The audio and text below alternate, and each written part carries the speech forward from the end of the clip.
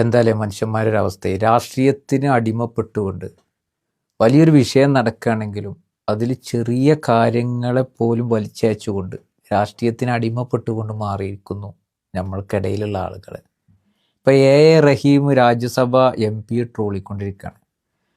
അയാൾ ഇംഗ്ലീഷ് പറഞ്ഞത് ശരിയായില്ല എന്ന് പറഞ്ഞുകൊണ്ട്, അയാൾക്ക് ഇംഗ്ലീഷ് അത്ര വശം ഉണ്ടാവില്ല. ഇപ്പോൾ എന്നോട് ചോദിക്കുകയാണെങ്കിൽ എനിക്ക് ഇംഗ്ലീഷുമായി ബന്ധപ്പെട്ട് ചോദ്യം വരികയാണെന്നുണ്ടെങ്കിൽ എനിക്കൊറ്റടിക്ക് ഉത്തരം പറയാൻ കഴിയില്ല. കാരണം എനിക്ക് ഇംഗ്ലീഷ് അത്ര ഭാഷ പരിചയമില്ല.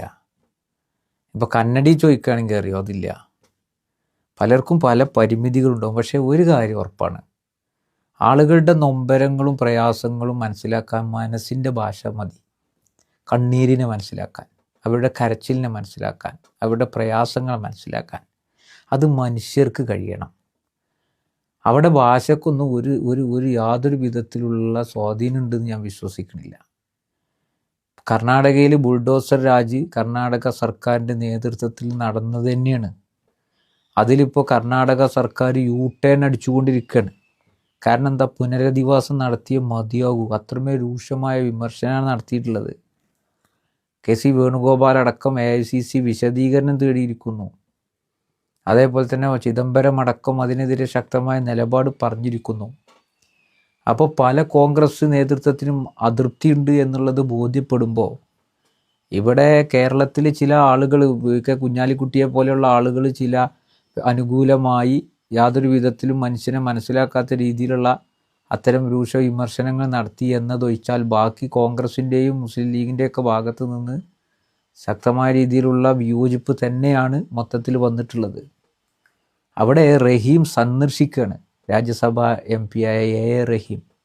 അദ്ദേഹത്തോട് മാധ്യമങ്ങൾ ചോദിച്ചു, ഇംഗ്ലീഷിൽ ചോദിച്ചപ്പോൾ അദ്ദേഹത്തിന് കൃത്യമായി ഇംഗ്ലീഷിൽ ഉത്തരം പറയാൻ കഴിഞ്ഞില്ല.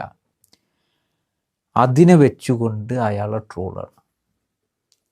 അതായത് ഇപ്പോൾ കർണാടക വിഷയം വിട്ടു, അതായത് റഹീമിൻ്റെ ഇംഗ്ലീഷിലേക്ക് ചുരുക്കിയിട്ട് അതിനെ ട്രോളി രാഷ്ട്രീയപരമായ വിഴുപ്പലക്കലുകൾക്ക് വിധേയമാക്കിക്കൊണ്ടിരിക്കുകയാണ്.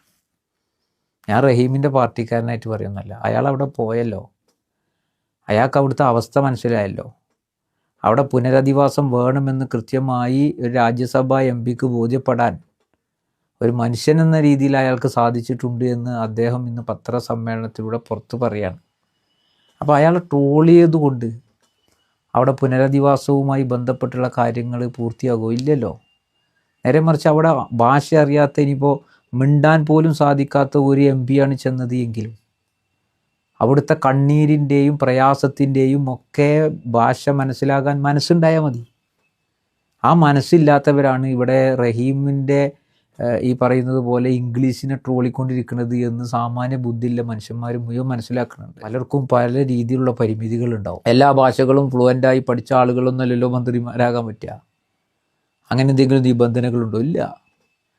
സ്വാഭാവികമായിട്ടും ജനങ്ങൾക്കിടയിൽ നിന്ന് ഇത്തരം ചോദ്യങ്ങൾ വരുമ്പോൾ, ഇംഗ്ലീഷിൽ വരുമ്പോൾ അത് സംസാരിക്കാൻ ബുദ്ധിമുട്ടുണ്ടാവും. ആ ബുദ്ധിമുട്ടാണ് അവിടെ അത് അയാൾ തുറന്ന് പറയും ചെയ്തു. അയാൾ കഴിയാത്തതിനാൽ കഴിയില്ല എന്ന് പറഞ്ഞു. ഞാൻ അദ്ദേഹത്തിൻ്റെ ഒരു ഫേസ്ബുക്ക് കുറിപ്പ് വായിച്ചപ്പോൾ ഇന്ന് വളരെയധികം, അതായത് അദ്ദേഹത്തോട് ഐക്യദാർഢ്യം പ്രഖ്യാപിക്കാനാണ് എനിക്ക് തോന്നിയത്. അദ്ദേഹത്തിൻ്റെ ഫേസ്ബുക്കിൻ്റെ പൂർണ്ണ രൂപം ഇങ്ങനെയാണ്: എൻ്റെ ഇംഗ്ലീഷിനെ ട്രോളുന്നവരോട്, എനിക്ക് ഭാഷാപരമായ പരിമിതികളുണ്ട്, പക്ഷേ മനുഷ്യരുടെ സങ്കടങ്ങൾക്കൊരു ഭാഷയേ ഉള്ളൂ. ഭരണകൂട ഭീകരതയുടെ നേർക്കാഴ്ച തേടിയാണ് അവിടേക്ക് ചെന്നത്. ശബ്ദമില്ലാത്ത, എല്ലാം നഷ്ടപ്പെട്ട് 1000-ഓളം ദുർബലരായ ഇരകളെയാണ് ഞങ്ങൾക്കവിടെ കാണാനായത്. ആ യാത്രയെക്കുറിച്ച് ഇപ്പോഴും തികഞ്ഞ അഭിമാനമേ ഉള്ളൂ.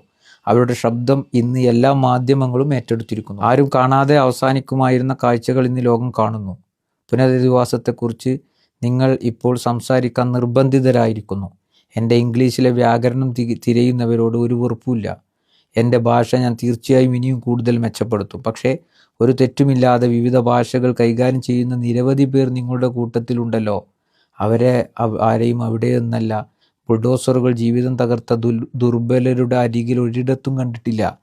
എൻ്റെ ഭാഷയിലേക്ക് സൂക്ഷിച്ചു നോക്കുമ്പോൾ നിങ്ങളുടെ സർക്കാർ പറഞ്ഞയച്ച ബുൾഡോസറുകൾ തകർത്ത വീടുകളും അതിലെ സാധുക്കളായ കുറേ ഇന്ത്യക്കാരെയും നിങ്ങൾ കാണാതെ പോകരുത്. എൻ്റെ ഭാഷയെ ട്രോളുന്ന തിരക്കിൽ ആ ദുർബലരായ മനുഷ്യരുടെ ചോദ്യങ്ങൾക്ക് മറുപടി പറയാതെ രക്ഷപ്പെടാൻ ശ്രമിക്കരുത്. ഇനിയും ശബ്ദമില്ലാത്തവരെ തേടിപ്പോകും, ഒറ്റപ്പെട്ടു പോയവരെ ചേർത്ത് പിടിക്കുമെന്ന് പറഞ്ഞ് ശക്തമായ രീതിയിൽ മനുഷ്യർക്ക് മനസ്സിലാകുന്ന രീതിയിൽ എ റഹീം തൻ്റെ ഫേസ്ബുക്ക് കുറിപ്പ് അതൊരു മനുഷ്യൻ എന്ന രീതിയിൽ വായിക്കുമ്പോൾ അദ്ദേഹം അവിടെ എത്തിയല്ലോ.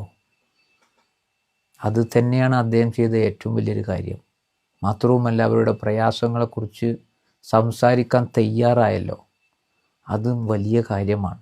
അവിടെ ഭാഷയ്ക്ക് അദ്ദേഹം പറഞ്ഞ ഭാഷയിലെ ചില വ്യാകരണങ്ങളും അതിൻ്റെ കുത്തും കോമയും ഒക്കെ നോക്കുന്ന ആളുകളെ സംബന്ധിച്ചിടത്തോളം കേവലം രാഷ്ട്രീയ പാപ്പരത്വം മാത്രമാണ് എന്ന് മനസ്സിലാക്കാൻ അധിക ബുദ്ധിയൊന്നും വേണ്ട. ഏതായാലും എ റഹീമിനെ ട്രോളുന്ന ഇടയ്ക്ക് അദ്ദേഹം പറഞ്ഞതുപോലെ പാവപ്പെട്ടവരുടെ അവകാശങ്ങൾ നിഷേധിച്ചവർക്ക് എതിരെ ശബ്ദിക്കാൻ നിങ്ങളൊക്കെ മറന്നുപോകുന്ന മിണ്ടാതിരിപ്പാണ് ഈ രാജ്യത്തെ ഏറ്റവും വലിയ അപകടം എന്നുള്ളത് ഓർമ്മപ്പെടുത്തിക്കൊണ്ട് നിർത്തുന്നു.